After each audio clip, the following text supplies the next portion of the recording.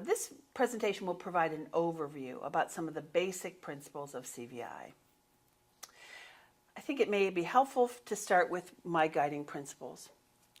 First of all, I believe that CVI is fundamentally different than ocular forms of visual impairment.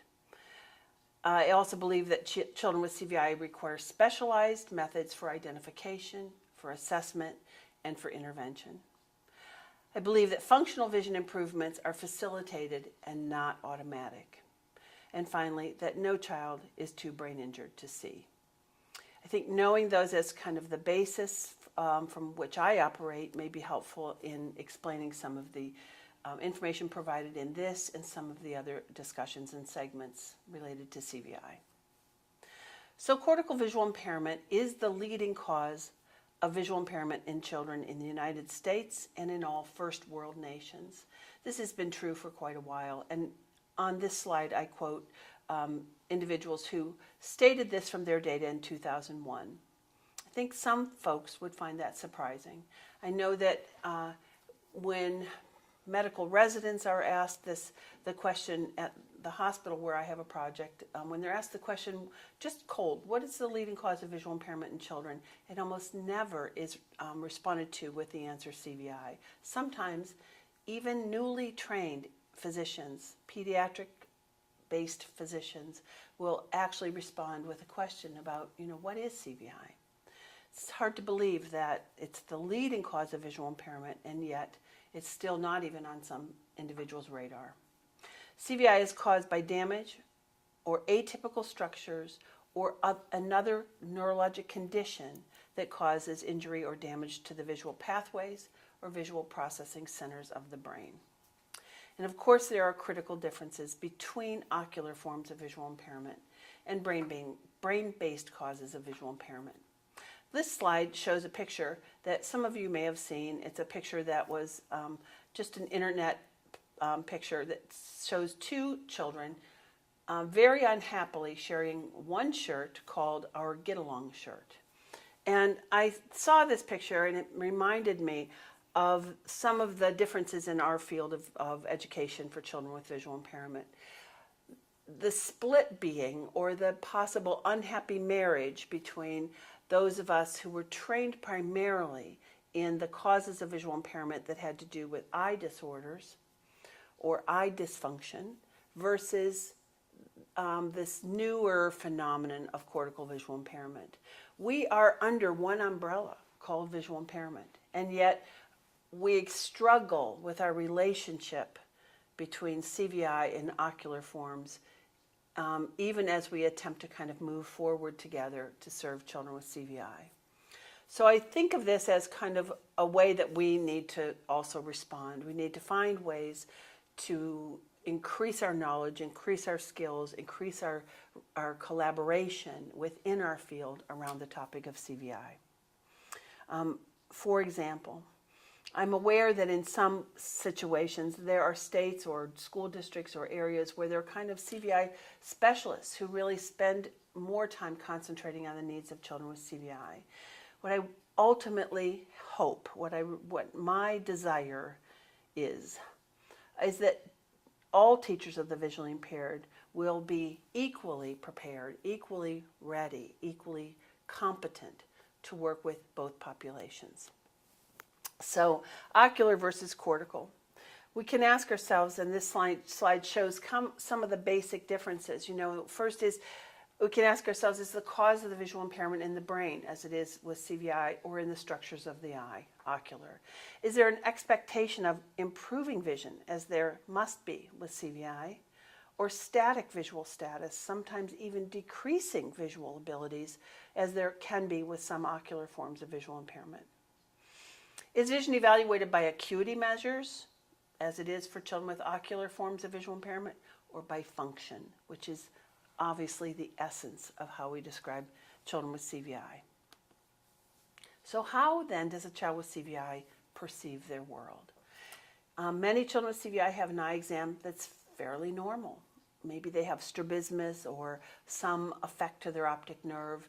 They may have glasses for farsightedness, but that ocular component some of which, by the way, both optic nerve issues and strabismus are not technically ocular components, but things that we're more used to, they just don't explain the way the child sees. So the child may have a pale optic disc or an eye that turns in or turns out.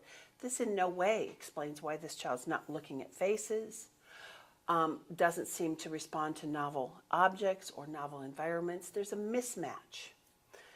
And yet we struggle with this question of how do children with CVI perceive their world.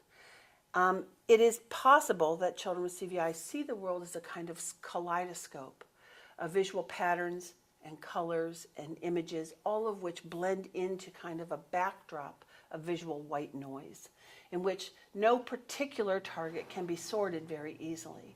I had an opportunity to talk with an adult who has CVI and has congenital CVI, and she is a woman who was at a conference that I spoke at, and she pulled me aside afterwards and she said, actually, describing the way I see as a kaleidoscope is quite accurate. She said, I kind of see everything out there, I just can't sort it.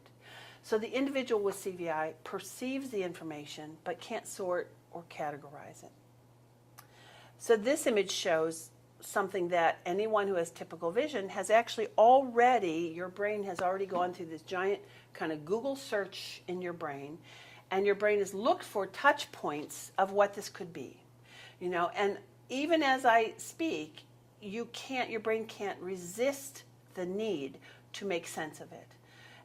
These blobs of light and dark may emerge for some of you as falling into a familiar image of something that you'll recognize right away. In this image, which shows a stork or a flamingo, something with a long beak, a long neck that's slightly pinkish in color. And these represent kind of the two ways that we can have a contrast over how a child with CVI perceives the world. If the first image is one in which the child sees things that are out there and yet can't collect up enough information to form it into a stable image, like we do when we look at things with more typical vision and typical visual processing. In other words, this slide shows that the first picture shows what's referred to as bottom-up vision, where you just perceive something. I kind of think of this as the vision that we use in phase 1 CVI, where the child is simply perceiving the world around them, but can't really sort it or make sense or label it or make it fall into a category or scheme. The second image on the right of the slide shows what's referred to as top-down vision, which is the vision that may develop as a child reaches phase 3 CVI, where they are now able to sort through their visual representations of the world. They have gathered enough information, they now understand enough about the world based on salient features and experience and ways that we have actually helped support their visual journey, where they can now see, they superimpose kind of this pattern or image based on things that they have, that they're familiar with. Or, as I like to refer to this, it's like a fish and a frog. So I have an experience where in my home, I often kind of take a peek out of the bedroom window upstairs into this little fish pond that we have in our yard. And one year my son gave me these beautiful fish for the pond, and it was really exciting, except that I worried about them all the time because I didn't really, we have a lot of predatory birds that I thought would probably be interested in those fish. So every morning I would open the curtains, look down at the pond, and just make sure I could see them swimming around in there. One morning when I looked outside, I saw something that I could not recognize. I looked with normal vision, I looked in a familiar setting, and yet I saw something that I could not interpret. When I went downstairs, I actually asked my husband to go outside with me because I thought, I don't know what's out there, but it kind of scares me. It's very unsettling. I don't know what this is. And as we got out there, I'll show you the image of what it kind of looked like because I didn't stop to take a photograph at the time. But what you see here is an image that I found on the internet of a fish, the back end of a fish protruding from the mouth of a frog. And that's what I saw, a fish and a frog. And that fish was that I know what a fish is, I know what a frog is. I have visual schemes for both. But not in my wildest experience had it ever occurred to me that a fish could actually be inserted into the mouth of a frog. Therefore, when I looked at this target, I could not make sense of it. I could not interpret it. And I thought to myself, I'm having a CVI moment. That this may be, in some strange way, a way for me to frame how children with CVI sometimes see. That the world is full of imagery, but they don't know what it is. They don't have an experience or a visual scheme or any way to represent that in a meaningful way. So the world to them looks like a fish and a frog. In other words, if I show you this image of a simple toothbrush on a white background, the child with CVI may be able to perceive that. Toothbrush appears in a place they're used to, it's on a plain background, it's a bright color, it's simple, it meets a lot of CVI criteria. They may actually be able to perceive and know that this tube of toothpaste is also present on this washcloth, because this is also something they're familiar with that's simple against a plain background. But the slight change of this picture that you see, where the toothbrush is now laying on top of the toothpaste, now could be for that child with CVI like a fish and a frog. That the crowding effect of bringing these two things together in a way that is novel makes this almost like a third image. In the discussions we'll have in the various presentations around CVI, I'll refer to a fish and a frog moment.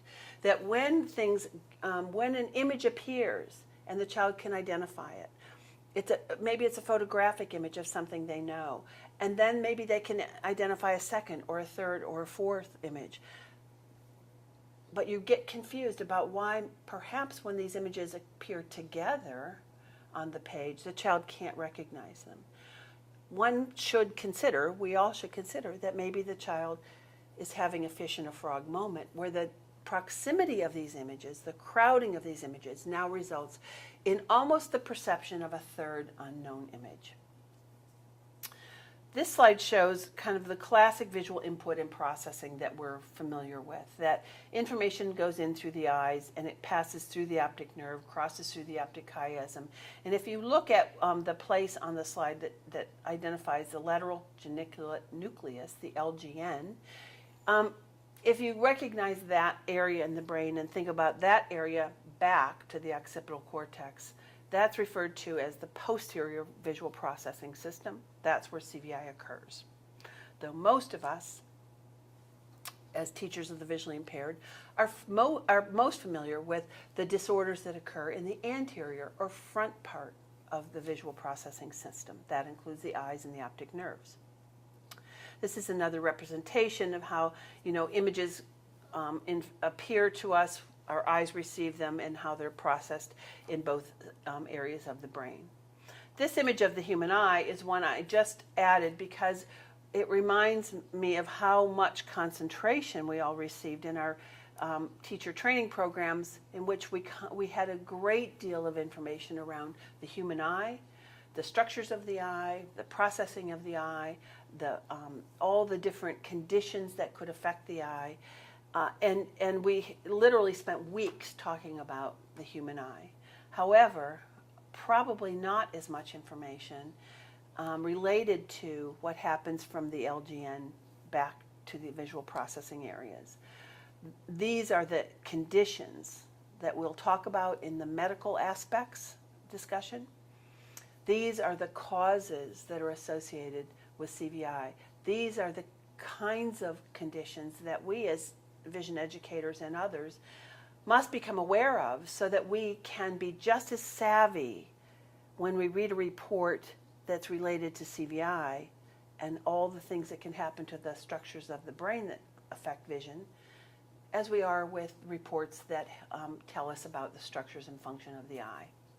You see in this image that that the occipital cortex, or the visual processing areas, excuse me, are divided into specific areas for visual function. You see that there are in this photo, this illustration rather, V1 through V5 are identified. In the next image, you see that there's a little table here that shows V1 through V6, and it shows there are statements next to each of these areas of visual function that kind of describe the broad processing task. So if V1 is the area that registers visual stimuli, and V2 passes on information, responds to complex shapes, V3 responds to orientation and angles, and so forth. That we've really had this great benefit of the knowledge gathered that helps us understand these distinct functions of visual processing. In fact, researchers that include Hubel and Wiesel, who won the Nobel Prize, really showed us that vision is not kind of a fixed entity, but really more of a processing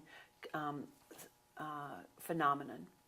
Again, another illustration of the visual cortex of the occipital area that shows the division of these kinds of visual functions. However, and I'm quoting Dr. James Jan from the Journal of Visual Impairment and Blindness, 2011, he stated that it can no longer be postulated that specific centers are entirely responsible for complex physiological mechanisms. This is a really important statement that as a pediatric neurologist, he and his colleagues have recognized that those tiny little boxes, those areas that are designated for visual function, are not just closed systems. They are not, bordered by barriers and walls that cannot be crossed. And so we now see that visual function that is damaged in one of those primary areas can be rerouted, redirected, reestablished in other parts of the brain and other parts of visual functioning. In other words, this is the phenomenon of visual plasticity. It is this phenomenon upon which we base our intervention strategies, with the belief and the knowledge that visual functions that have been significantly impaired or that have failed to develop have the ability to be affected primarily by what we do. I also want to mention that there are two major visual systems. There are two major functions that occur in the brain relative to vision, and they will be referred to in this and in other video discussions. The first one is the dorsal stream of vision, and this is referred to as the WARE pathway. The WARE pathway is one in which vision is processed basically in terms of peripheral vision, which governs our attention to object, to movement, to light. So if I look straight ahead right now, I'm aware of things to my side. In fact, a few moments ago, a bird flew by the window, and the other individuals, the other adults in this room, actually turned to regard that bird because their dorsal stream said, hey, take a look at that. There's movement over there. I had to work very specifically to override that desire. And I thought at the moment, oh, dorsal stream vision, because that movement draws their attention to that target. Children with CVI begin their visual journey with dorsal stream vision being the most intact. That they start, if we look at the phases of CVI, phase 1, phase 2, phase 3, 0 to 10 scale, 0 to 3 is phase 1, the beginning place. That is almost exclusively dorsal stream vision, low acuity vision that helps us know where things are in our environment. That's contrasted by the other stream, which is the ventral stream. The ventral stream is the what system, or the detail, the development of detail and acuity in the brain. This is the system that allows us to recognize pattern, that allows us to recognize the details in people's faces, to discriminate things based on their similarities and differences. When you read, you're primarily using ventral stream vision. It is the what system, and that develops as a child progresses higher on the range. This picture shows the interaction between dorsal and ventral stream vision in the brain. And you can see that represented by the green and the kind of purple color in the brain. And this is also a graphic that is used to kind of show the interaction and the locations of dorsal versus ventral stream vision. And it also kind of delineates those portions that each is responsible for. So dorsal stream vision being more spatial processing and ventral stream being more object processing, or the what stream. I'm going to quote Dr. James Jan again from an article that he and others co-authored in an article published in the Journal of Visual Impairment and Blindness in 2013. The article is called Windows into the Visual Brain. It's a really rich article that talks about what we know about visual processing to this point. And he says that it is critically important to recognize and to realize that neuroplasticity is age and experience dependent. Thus, when during early life one sense is weaker or absent, functionality of the other senses can be enhanced, but only when appropriate stimulation is provided. So if you go back to that first, line and a half where it says neuroplasticity is age and experience dependent, it helps us recognize why this adult that shared with me that the world to her looks like a kaleidoscope of meaningless color and pattern, why with her age, why as she got older, didn't it all just start to become more clear? Well, that's where we come in. And our job as vision educators and others is to help be that person who shapes and frames the experience to make it accessible to the child with CVI. That it isn't enough just to be awake and have your eyes open. What's also critical is that we frame this visual experience in a way that provides access to visual information. By the way, I'm just citing that most of those images came from a book called The Brain by D&L Publishing. I want to just also show this picture because this is a little boy who has, he has really cool little blue glasses on, but it says here that a child with CVI is the face of pediatric visual impairment.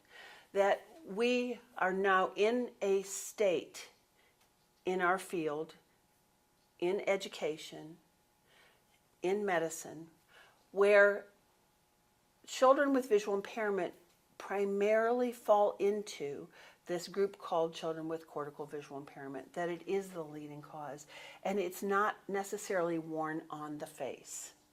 That we have to dig and probe more deeply to find out if this child does in fact have vision that is impacting his ability to access education and awareness of the world. So this little boy's face couldn't be cuter or more typically looking, and yet he has a full protocol of CVI when measured on the CVI range. So be careful then of generalizations, that an individual with CVI can span all ages, all levels of ability or disability, can have a CVI from the time they're born, or can acquire it at a later time. That there is something that holds or strings the children with CVI together in a meaningful way. And it isn't the way they look, and it isn't whether they have seizures, and it isn't whether they have white matter damage. It is really something much simpler. That these complex children who have many, many needs are not, their visual function is not as complex as we sometimes think. That what holds those children together are the visual and behavioral characteristics associated with CVI, which will be described more in depth in another discussion. But those characteristics actually are kind of the key that takes this diverse group of children and helps us understand something they all have in common. So is it possible then that an individual with CVI can walk and talk and have a sense of humor and have gifted abilities? Or are all individuals with CVI globally affected, having cerebral palsy, communication delays, they're medically fragile, maybe G-tube fed or seizure prone? If you hold one of those images in your mind as a way to sort of identify children with CVI, you will be incorrect, because actually they're both. They are both. Unfortunately, in my experience, the more typically developing children, those children who don't present kind of instantaneously as kids who light gaze or who don't look at faces, children who are more typically developing, kids who can walk and talk, as well as those children who are more significantly disabled. Those children who have more and more complex needs are potentially at risk for misdiagnosis or no diagnosis of visual impairment. That people tend to think, well, I've seen kids with CVI and they don't crack jokes, or they don't, have more typical language, so that can't be CVI. Actually, it can, and we can investigate that in a very specific way. The same way we can with children who are still struggling for head control or who have many seizures throughout the day. They all have this commonality called the characteristics of CVI, and it is only through careful assessment that all the individuals with CVI will be identified. Thank you.